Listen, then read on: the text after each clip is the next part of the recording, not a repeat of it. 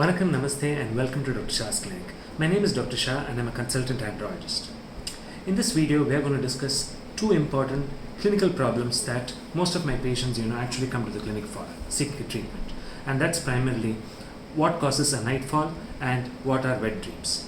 Now, a large number of patients come to the clinic asking a very common question or complaining about the fact that they are losing sperms in their sleep or automatic ejaculation is happening in their sleep, and this is loosely referred to as a nightfall or also called scientifically as nocturnal emissions. And a large number of patients also report feeling tired. They feel they have lost their fertility. They also feel that they are losing sperms in their sleep, and they suffer from severe body ache. They also suffer from severe erection problems because of these issues. Now, what's very, very interesting to understand here is that a nightfall issue or the problem of sperm coming out during the sleep is more seen in the age group of 18 years to about 30 years.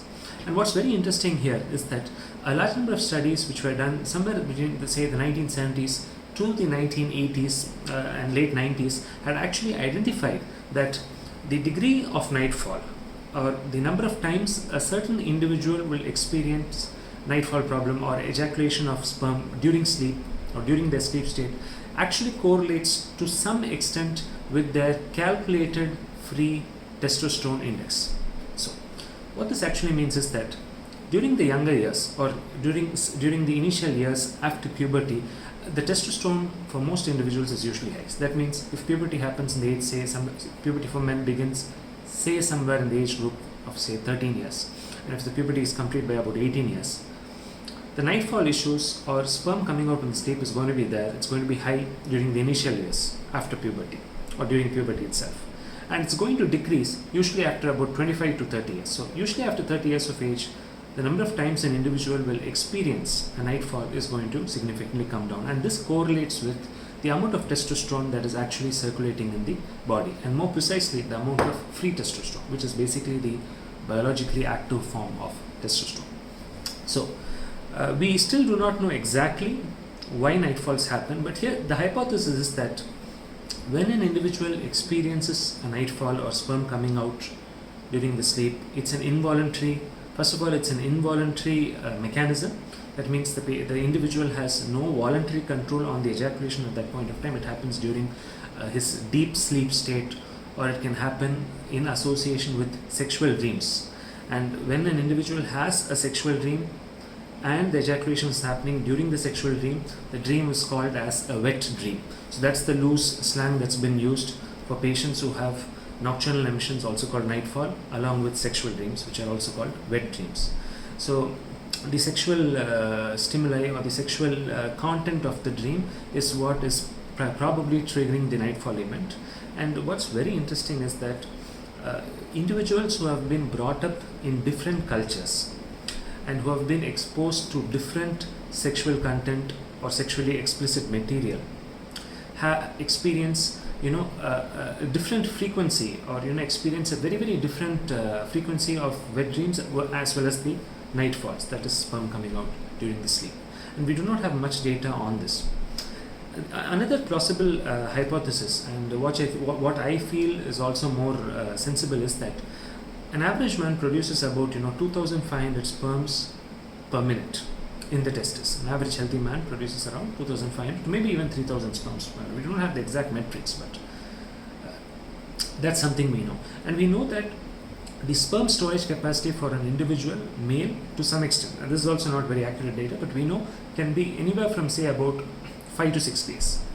So what happens is the nightfall mechanism or the process of sperm coming out during the sleep, which is involuntary, maybe serves as some kind of a overflow mechanism. So if the testicular region, the testis, as well as the sperm storage area above the testis, which is the epididymis, as well as the vas, which is the tube-like structure that comes from testis, gets completely stored with seminal fluid and all the other things, all the other components of the seminal fluid. What's going to happen is, because storage capacity is about 5 to 6 days, and if the individual has not actually involved in any masturbatory activity or sexual intercourse, what's going to happen is, if he's abstinent, the sperms produced are beyond the storage capacity and they're going to automatically come out during the sleep. And sometimes the individual may have a wet dream at the time of ejaculation. Now, what's also interesting here is that for some individuals, wet dreams are not seen. That is, the person will not have any sexual content based, will not have any dreams with sexual content in it. He would be in very, very deep sleep, but would yet still experience a nightfall. But that we really do not know why that happens. But all we do know is that maybe the nightfall is, rather than see nightfall problem, or rather than see the nightfall as a disease, it could also be seen as a mechanism to get rid of excessively produced abnormal spermatozoa. Now, there were studies that were published in the early 1970s and the early 1980s, which came with a possible hypothesis that in men, this inherent sperm production process itself is highly defective. That means a large proportion of spermatozoa that are produced by healthy fertile men are going to be defective, and it's only about 3 to 4% of sperms that are actually very healthy, and those are the sperms that actually fertilize the egg. Now, what happens is, if a man is sexually inactive, that is, he is completely abstinent, he does not masturbate, he does not he does not have any kind of sexual outlet at all, he's not in a relationship, he's single. What's going to happen is, sperm production is going to take place continuously, seminal fluid is also going to be continuously produced, and if nightfalls do not occur for the individual, what's going to happen is, the excess of seminal fluid volume, or the excess of semen volume, is going to dilute the number of sperms per ml of semen. So what happens is, there's going to be a concentration dilution. What we do know is that if a man has been abstinent for 7 to 8 days, the semen volume is going to be much higher. He may produce 4 ml or 5 ml. And say, suppose he has sexual intercourse with a woman after a very long period of time, because of long period of abstinence. The number of abnormal spermatozoa are also going to be high. The semen volume is also going to be high. So the concentration per ml becomes lesser, and the chances of fertilizing is going to be poor. That means the nightfall mechanism maybe is a natural evolution that has happened over millions of years to automatically ensure that the male the sperms are removed from the body automatically, so that to keep the proportion of healthy normal appearing sperms as well as the proportion of the proportion of healthy normal appearing sperm as well as the seminal volume within a very normal range. Because say there's been a long gap and the man tries sexual intercourse with a particular woman, and the semen volume is going to be very high, the abnormal sperms produced are going to be high, the large amount of semen volume is going to basically backflow out of the vagina, and what's going to happen is, there are not going to be enough sperms per ml in terms of concentration per ml to actually reach up to the egg and fertilize. So maybe the nightfall mechanism evolved primarily as a mechanism to overcome this fertility loss that could result from a long period of sexual abstinence. So that's one mechanism where it's one plausible mechanism to explain the nightfall problem. Well, however, there are some patients who have exceedingly frequent nightfall. So the sperm comes out in the urine thrice a week, or maybe 4 times a week, maybe 6 times a week. So for most of these patients, what basically happens is, they end up getting very tired, they are fatigued, they are exhausted, and they strongly feel that their fertility is lost. And sometimes these patients develop a condition called DART syndrome. It's also called DART syndrome. And patients with DART syndrome usually require active psychosexual counseling, behavioral therapy, and medications where indicated. So for these patients, they strongly believe that the nightfall issue has resulted in a loss of their masculinity and or their fertility status. So they feel they have lost all their sperms in the semen, and that they are no longer capable of fathering a child naturally. So most of these patients require a proper workup assessment, testing of the sperm parameters, along with medications and reassurance if required.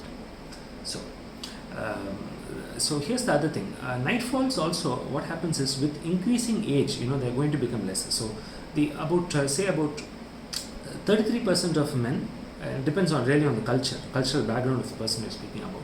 But 33% of men will usually in the age group of say between 18 to 30 years of age, report having wet dreams with at least a nightfall frequency of say once in a week to anywhere between once in a month.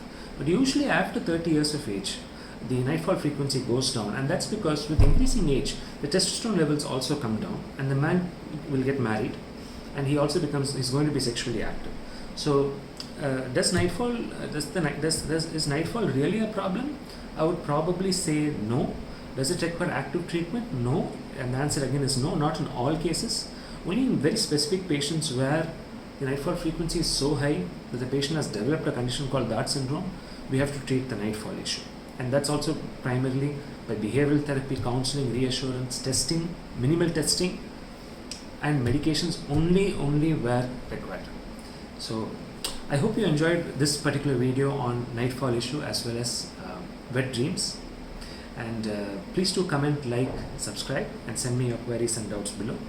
And please do visit our website, share this video with all your friends and loved ones, and keep watching this space for more videos. Thank you.